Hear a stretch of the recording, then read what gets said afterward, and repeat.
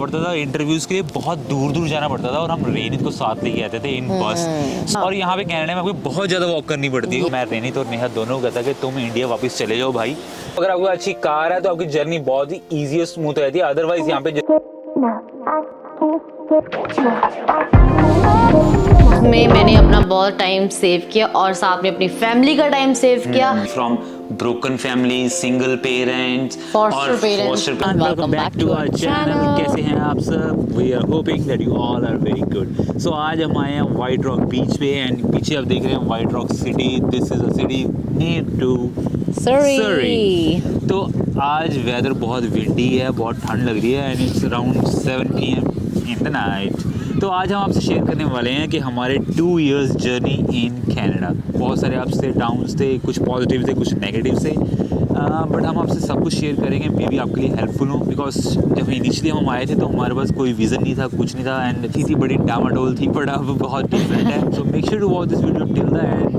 तो हाँ जी, अब बात करते हैं फर्स्ट मंथ की। तो फर्स्ट मंथ में तो खाने के भी वांदे पड़ गए थे यहाँ पे कनाडा में आके, बिकॉज जब भी हम जाते थे कुछ लेने, कुछ करने, कुछ ग्रॉसरी करने, तो always we use to calculate that in Indian money और फिर तो आप कुछ नहीं ले सकते। ग्रॉसरी करना वॉज डिफिकल्ट टास्क। एक तो गाड़ी नहीं थी, ऊपर से बस में जाना है, उसकी टिकट $4 पर हेड थी, उसको कैलकुलेट करते थे पहले। उसके बाद गाड़ी ना होने की वजह से जो सारी ग्रॉसरी वो हाथ पे उठानी पड़ती थी। और जॉब्स का कुछ बन नहीं रहा था यहाँ पे। जॉब्स हम अप्लाई कर रहे थे बट नथिंग वाज हैपनिंग। तो इंटरव्यूज के लिए बहुत दूर दूर जाना पड़ता था और हम रेनित को साथ लेके आते थे इन बस। सुबह और कई बार वॉक करनी पड़ती थी और यहाँ पे कनाडा में आपको बहुत ज्यादा वॉक करनी पड़ती है क्योंकि एरिया इतना बड़ा और हर जगह गाड़ी नहीं होती तो बहुत वॉक करनी पड़ती थी। आई थिंक हम 5 to 6 किलोमीटर पैदल जाते थे। और रेनित भी हमें बोलता था भाई why not we buy a car, but हम क्या बताएं कि फर्स्ट मंथ है, उसके बाद लाइसेंस नहीं तो गाड़ी नहीं ले सकते थे। फॉरेन लाइसेंस में भी आप गाड़ी चला सकते हैं कुछ दिनों के लिए, बट हमने वो रिस्क नहीं लिया। हमें लगता था कि हमें सेफ्टी रूल्स रेगुलेशन सारे पता होने चाहिए, सो हमने वो रिस्क नहीं लिया बिकॉज हम फैमिली के साथ थे। और बट हमने डिसाइड ज़रूर किया कि नेक्स्ट मंथ तक, आई मीन सेकेंड मंथ तक हम लाइसेंस लेंगे। लाइक हम दोनों में से एक बंदा तो लाइसेंस लेगा ही लेगा। और लाइसेंस के लिए जो आप क्लासेस देते थे वो, ओह माय गॉड, वो तो हम भूल गए क्योंकि उसमें भी बहुत सारा पैसा जाता है आपका, लेकिन वो एक इन्वेस्टमेंट है थ्रू आउट योर लाइफ। मैंने भी लाइसेंस लिए थे, पंकुश ने भी लाइसेंस लिए, ड्राइविंग के लिए गाड़ी ली बिकॉज हमारे पास गाड़ी नहीं थी। तो सेकेंड मंथ में हमारे पास एक अचीवमेंट आई, एक पॉजिटिविटी आई, वो थी लाइसेंस, जो लिया पंकुश जी ने। और उनका हम थैंकफुल हैं क्योंकि हमारी जो वो गाड़ी बसेस के चक्कर थे वो सब ख़त्म हो गए and we are really thankful. Yes Renit, give me high five for that. ये और अब उसके साथ हमारी एक और चीज़ स्टार्ट हो गई थी, हमारे को इंटरव्यू की कॉल्स आनी स्टार्ट हो गई थी एंड हम इंटरव्यूज़ पे जाना स्टार्ट कर दिया। और हमने इसमें वीडियो बनाई है how to get a job in Canada, उसका लिंक डिस्क्रिप्शन में और ऊपर भी है, डू चेक दैट आउट। तो रेनित, आपको याद है कि कैलगरी में जब बहुत सारी वॉक्स करते थे, हमारे पास गाड़ी नहीं थी, तो कुछ हुआ था, आपके साथ होता स्पेशली। मेरा पैर मुड़ गया था और इंजरी हो गई थी ऐसे। और इस सब टाइम में एक टाइम ऐसा भी आया था कि जब मैं रेनित और नेहा दोनों को कहता कि तुम इंडिया वापस चले जाओ भाई, मैं यहाँ पे अकेला स्ट्रगल करूँगा, जो जॉब या सब कुछ अच्छा हो जाएगा तुम आ सकते हो वापस। बट मैं थैंकफुल हूँ रेनित और नेहा के, ये वापस नहीं गए और मुझे इन्होंने मेंटल स्ट्रेंथ और सपोर्ट दी, जिसके कारण हमने कुछ ना कुछ अचीव किया। जो 2 years में हम यहाँ खड़े हैं और आपसे वीडियो शेयर कर रहे हैं। Yes, because family support is the best support। Yes, और उनसे ज़्यादा ट्रू आपके साथ कोई भी नहीं होता। कई बार इससे नेहा से फाइट भी मैंने की कि Neha and Renit please go back, go back Simon, go back.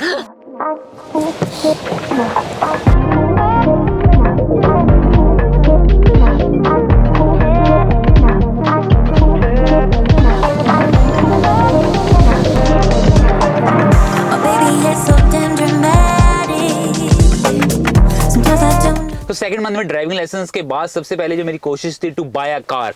So I straight up looking up the cars. मैंने अपने फ्रेंड्स की हेल्प की, बहुत डीलर्स भी देखे। तो one of my friend recommended a car and I bought a sedan car, but that car was a pain, क्योंकि जब लेने के बाद उसके 2 weeks बाद ही उसमें कुछ ना कुछ प्रॉब्लम शुरू हो गई और प्रॉब्लम ऐसी थी रेक्टिफाई नहीं हो रही थी। और फिर मुझे इतने मैकेनिक्स को दिखानी पड़ी वो car, but they were not able to find the fault. उसमें क्या था कि जब आप खड़ी कर देते थे उसका कूलेंट लीक होता था after parking it. So park करने के 3 से 4 घंटे बाद उसका कूलेंट लीक होता था और मैकेनिक्स को समझ ही नहीं आ रहा था, कुछ प्रॉब्लम ही नहीं है।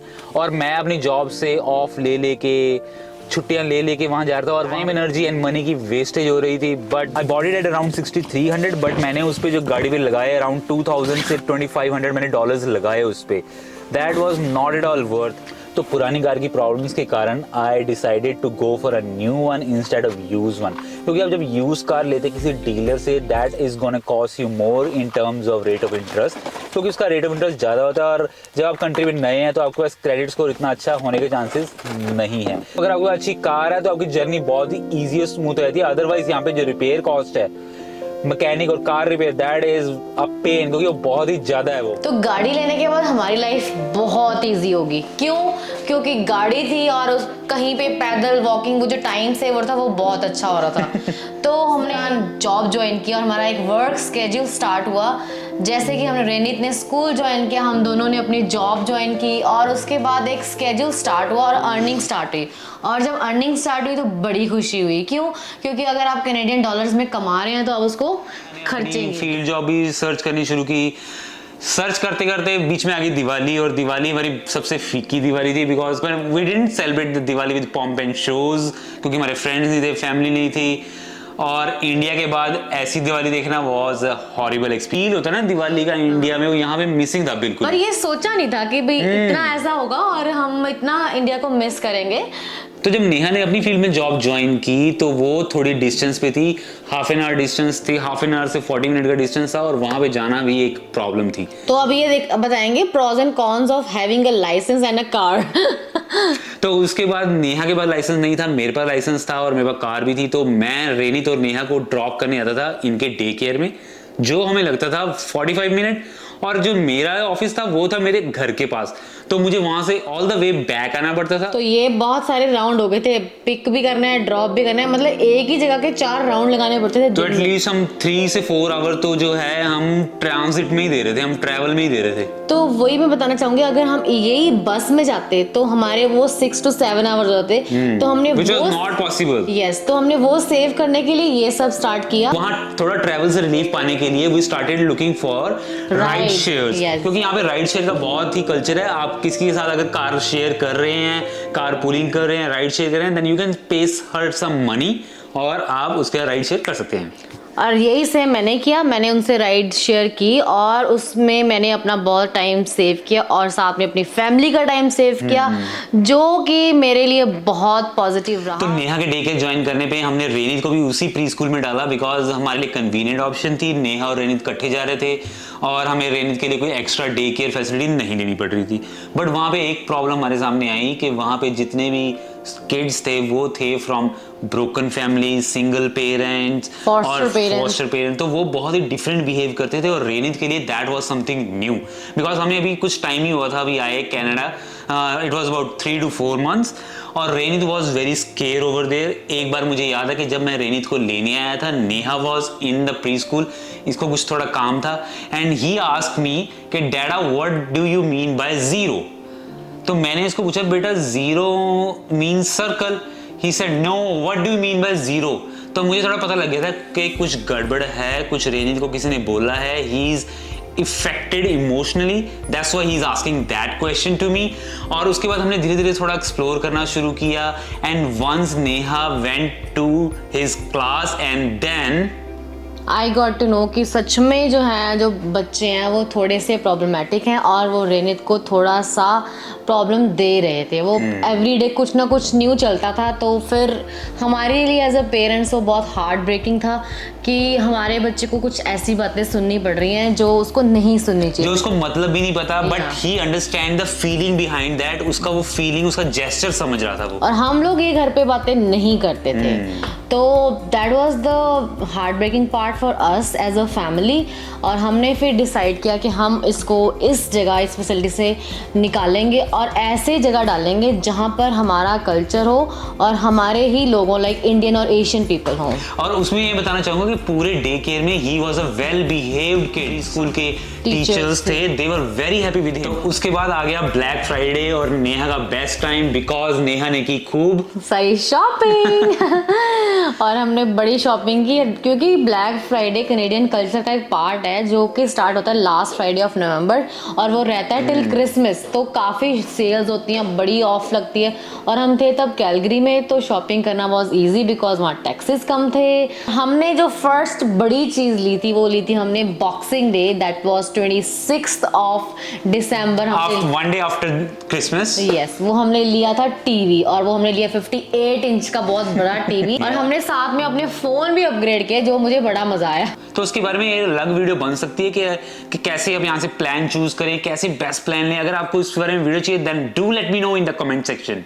तो उसके बाद हमने क्रिसमस एंजॉय किया यहाँ, वहाँ पे लाइट्स जो होती Halloween। यस, और जो लाइट्स होती हैं वो बहुत अच्छी डेकोरेशन होती है। इवन सारे एशियन पीपल भी जो अपने घर को डेकोरेट करते हैं with lights, with lots of lights.